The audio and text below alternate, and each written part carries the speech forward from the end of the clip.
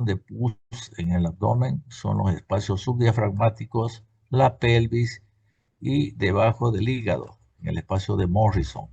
Otros sitios más son los canales paravertebrales y los huecos entre las asas adheridas del intestino.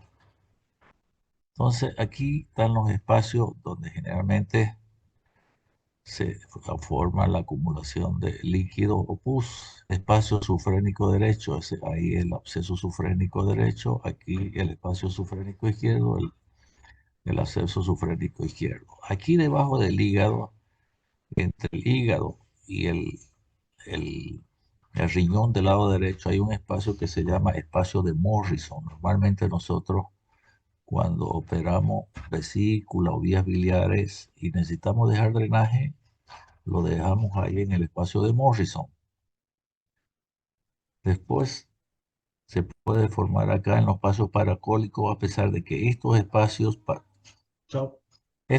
paracólicos normalmente se llaman la corredera del abdomen. Por aquí descienden los líquidos de arriba hacia el fondo del saco de Douglas, ¿ya?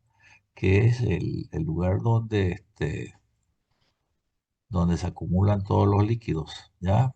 Ya entonces es el fondo del saco de Douglas, es por donde descienden los líquidos por aquí, por las correderas parietocólicas, parieto cólico derecho, parieto cólico izquierdo, y los líquidos se acumulan en el fondo del saco de Douglas, ¿ya?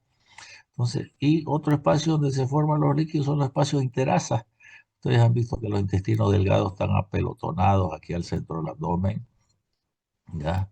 Y están acumulados aquí en el centro del abdomen y ahí se forman espacios de acúmulo de pus, de fibrina, ¿ya? Entonces, todos esos lugares son los que nosotros generalmente vamos a buscar cuando operamos un abdomen agudo o reoperar una consecuencia de una peritonitis. Hay que buscar en todos esos espacios donde pueden formarse. El espacio sufrénico derecho es un espacio potencial entre el hígado y el diafragma.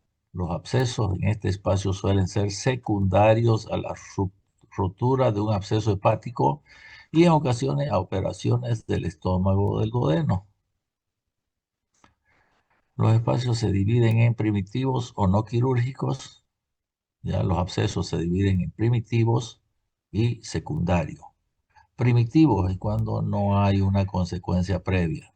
Pues hay consecuencias, pero de origen abdominal, como una colecistitis aguda, una angiocolitis con abscesos miliares, pancreatitis aguda, úlcera péptica perforada, abscesos hepáticos, quiste hiatídico hepático complicado, abscesos esplénicos.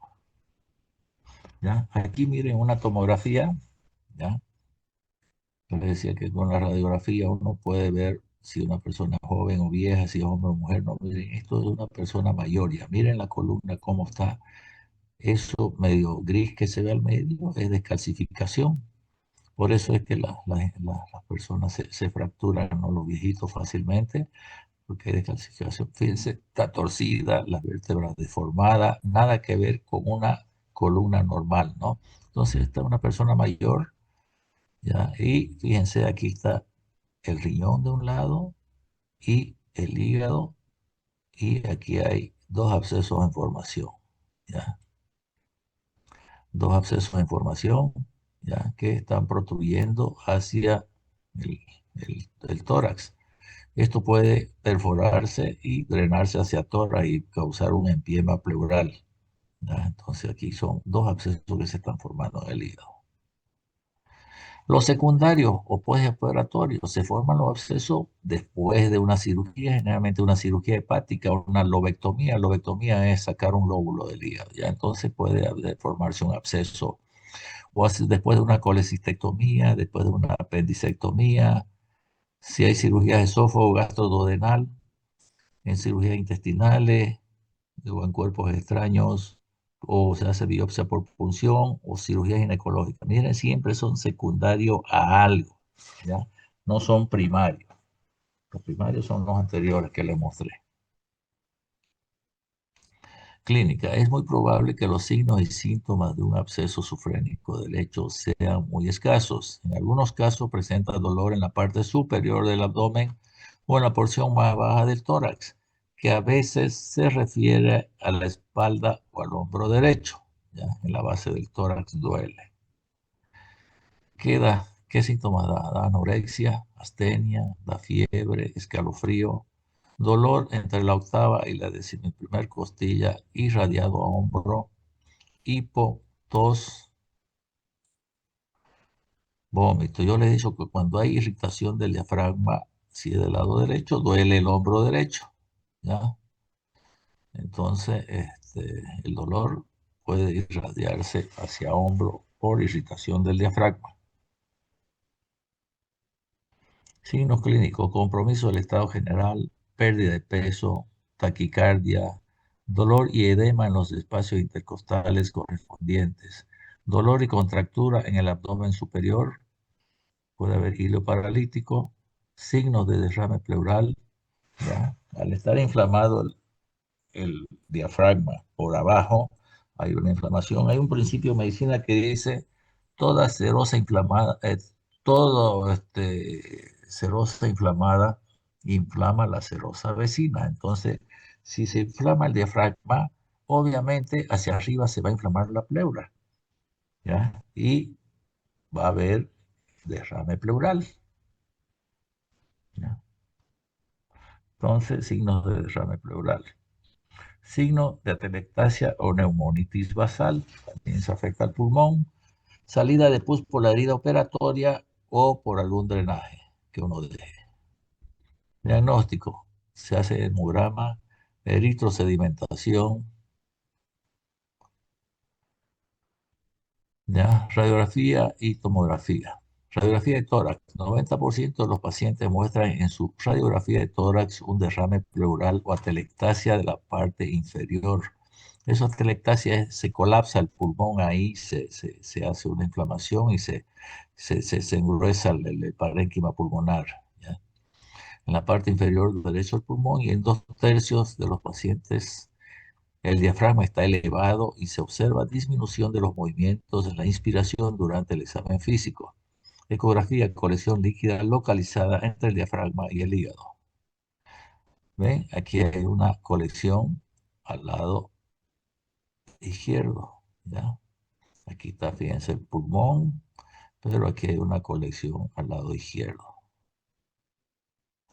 Esta es una ecografía, ¿ya? Fíjense aquí del lado izquierdo, aquí está el vaso al lado izquierdo y aquí está la colección entre el vaso y el diafragma. También la ecografía nos sirve para diagnóstico, ¿ya? Fíjense, aquí hay diferentes abscesos, fíjense ese grande, es al lado derecho, esto también es al lado derecho, pero va hasta el lado izquierdo, ¿ya? Fíjense cómo hay líquido por debajo del diafragma, que está contenido. Esto se puede reventar cualquier momento y dar una peritonitis, ¿no? Acá, fíjense, en una radiografía simple de tórax, aquí está el diafragma, está suspendido el diafragma, ¿ya? Normalmente el diafragma derecho es más alto que el izquierdo, pero aquí está muy suspendido. Y eso se debe a que aquí está el hígado. Por eso siempre mi diafragma derecho es más alto. Pero aquí hay líquido, fíjense aquí, una línea, el paciente está en pie, y aquí hay niveles hidroaéreos, y hay líquido, y hay aire también. Fíjense, absceso sufrónico, ya, donde se muestra gas y un nivel hidroaéreo ahí. Ya. Estos abscesos que forman gas generalmente son por anaerobio, son más peligrosos, ¿ya? Entonces, es un absceso que tiene líquido y tiene gas, fíjense, niveles hidroaéreos. Tratamiento: el drenaje percutáneo. Antes nosotros todo lo operábamos porque resulta que no había pues métodos de imagen y gente que sepa hacer punciones. Ahora ya hay especialistas en punciones y dejan tubos de drenaje, ya para que los pacientes se curen. Entonces ahora ya se hace drenaje percutáneo con imagen guiada, aquí por ejemplo, o aquí en la ecografía, Ya con el ecógrafo, mirando dónde está la colección, los especialistas, estos muchachos que han hecho cirugía mínimamente invasiva, puncionan y aspiran ese contenido purulento y dejan un drenaje, ya guiándose con imagen directamente. Igual acá, pueden funcionar ahí, tienen facilito, 2 o 3 centímetros nomás entre la aguja y ya llegan al absceso. Igual aquí, está cerquita de la pared. Igual acá, pueden drenarlo con una por punción. Entonces, se hace drenaje percutáneo. Cuando no se puede drenar por vía percutánea, se hace tratamiento quirúrgico del absceso sufrénico. ¿Y cuándo se hace? Cuando fracasa el drenaje percutáneo. Cuando hay imposibilidad de drenar con seguridad por esta vía, por el percutáneo. Relación con una fístula intestinal, si está fistulizado, de nada sirve que lo puncionemos, ¿no es cierto? Va a seguir siendo, alimentando ese líquido intestinal, ese absceso. Entonces, mejor es abrir y resolver la fístula quirúrgicamente y dejar drenaje. Afección de la transcavidad de los epiplones. Presencia de múltiples abscesos aislados en terraza. Cuando tiene múltiples abscesos, de nada sirve que drenemos uno, ¿no? Los otros van a seguir. Entonces, mejor es abrir y drenar y lavar todo. ¿Ven? Aquí han drenado un absceso, ya han dejado un drenaje, una sonda que está drenando y le han puesto contraste para ver la cavidad del absceso. Aquí está el hígado y aquí hay un absceso, miren, por arriba del hígado. ¿Ya? Entonces, ese es el tratamiento de los abscesos sufrénicos. Obviamente tiene que ir acompañado de antibiótico, ¿no? Cuando uno no lo ha drenado todavía, uno puede dar antibiótico empíricamente para gran positivo, para gran negativo y para anaerobio. Pero cuando ya uno funciona y saca pus, inmediatamente uno manda a cultivo y en 3 días le da el resultado. Se terminará en 10 minutos. Entonces, uno recibe el cultivo y le da el antibiótico adecuado. ¿Ya? Los quistes y tumores del mesenterio. El mesenterio consiste en 2 hojas peritoneales que fijan las asas intestinales a la pared posterior del abdomen. Entre dichas hojas existen diversos tejidos con los que se puede derivar en lesiones tumorales. Son raros, se han establecido frecuencias de 1 de 250.000 admisiones. Por lo contrario, los implantes malignos por tumores intraabdominales o pélvicos o metastásicos a los ganglios linfáticos mesentéricos son hasta cierto punto frecuentes.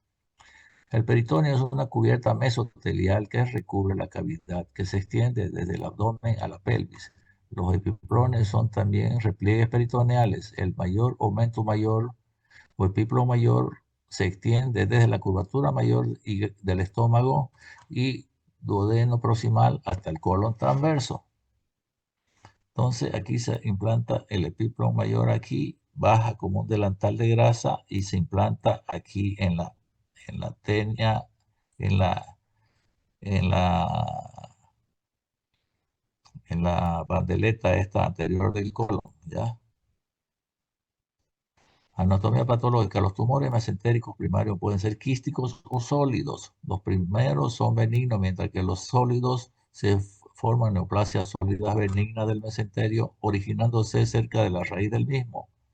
Los tumores benignos sólidos tienen mayor tendencia a presentarse en la periferia cerca del intestino.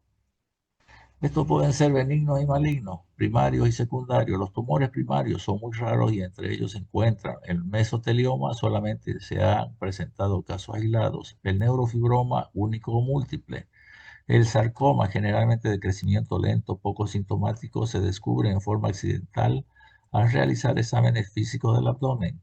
Tumores secundarios, estos son más frecuentes, generalmente secundarios a la metástasis del cáncer de otros órganos abdominales, como ser estómago, colon, vías biliares, ovarios, etcétera, o también de órganos extraabdominales, como el cáncer de mama. Fíjense, esos son quistes, ¿ya? Quistes, fíjense, de la base del intestino salen de ahí del meso del intestino. Hay tipos de quistes ováricos, renales, quistes hepáticos, quistes de colédoco, quistes esplénicos, duplicación del tubo digestivo, quistes mesentéricos, quistes pancreáticos y linfangiomas abdominales. Los quistes del epíplomo mesentérico retroperitoneales se clasifican así: linfangioma cavernoso, quiste gaseoso, quiste dermoide, quiste hidatídico, quiste de Wolf, quiste quiloso. Fíjense ese quiste de grande. ¿Ya? Fíjense, hay tumores sólidos y hay tumores líquidos. Ahí miren, acá han pelado la aorta, la vena cava inferior, allá estaba prendido el quiste. Igual acá, saliendo del meso del intestino delgado, un tumor en el ángulo de Trace. Miren, miren otro, otro. Manifestaciones clínicas. Los síntomas son escasos o bien inexistentes y el tumor se detecta durante una exploración rutinaria. En raras ocasiones presenta síntomas de obstrucción intestinal completa o manifestaciones secundarias a las complicaciones del tumor en sí, como torsión, hemorragia o infarto de la masa tumoral. Cuando no se observa obstrucción intestinal u otras complicaciones, el hallazgo es la presentación de una masa abdominal insensible, por lo general en la porción inferior derecha del abdomen. El tratamiento del tumor varía desde unas cuantas pulgadas de diámetro hasta una masa que llena todo el abdomen. Las masas muy grandes suelen ser quísticas, en cuyos casos son fluctuantes y tensas. También los tumores quísticos son, como los sólidos del mesenterio, pueden moverse en el sentido lateral. Se mueven con facilidad de un lado a otro, pero solo un poco hacia abajo y hacia arriba, porque están tensos ahí, ¿no? Como colgados en el mesenterio. ¿Ven? Ese es un quiste de contenido líquido. Diagnóstico. Las técnicas imagenológicas son útiles para el diagnóstico. En la ultrasonografía, un quiste mesentérico se ve como una masa abdominal bien delineada. La tomografía muestra un quiste mesentérico simple como una masa con densidad cercana a la del agua que no se identifica con el medio de contraste y cuya pared es delgada. El tumor sólido se observa como una lesión con densidad de tejido blando. No hay nadie esperando, ¿no? Entonces ven una tomografía y ahí está el quiste, ¿ven? Igual acá, ahí está con contraste y aquí está sin contraste. Miren, acá, un tumor sólido. Y esta es una radiografía de abdomen simple. Fíjense cómo se ve el abdomen protruido. Parece embarazada la mujer, ¿no es cierto? Y el líquido con densidad parecida al agua. Miren, miren aquí. Parece agua, ¿no? Es un quiste. ¿Ven? Acá otro. Miren, esta pieza ya salió, está en una bandeja. Miren cómo tiene irrigación. ¿Ven? Esta es una angiografía, angiotomografía. Fíjense la aorta, la bifurcación de la aorta, las renales, ya, las renales. Miren, esta, el riñón acá y la arteria renal de un lado, la arteria renal del otro, el riñón del otro lado.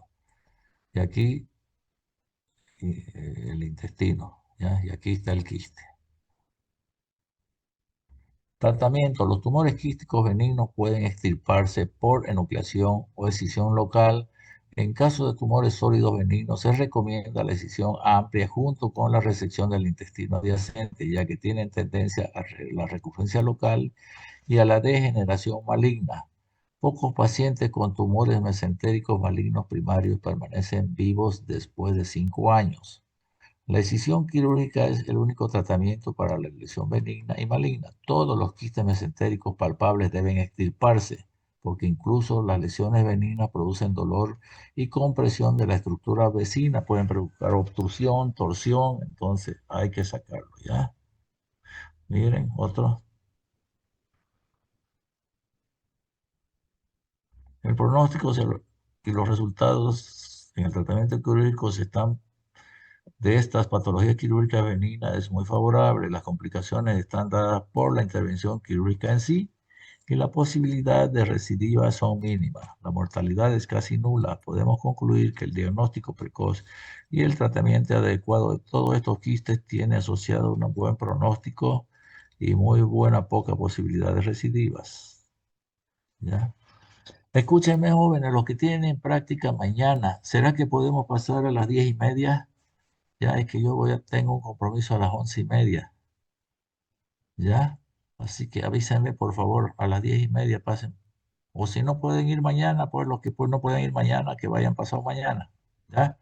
Pero a las 10:30 pasaremos práctica mañana, Ya, doctor, está ¿ya? bien. Gracias, Bueno, doctor. Gracias, chao, doctor. jóvenes. Nos vemos. Chao, hasta luego. Hasta luego, Gracias, doctor. doctor.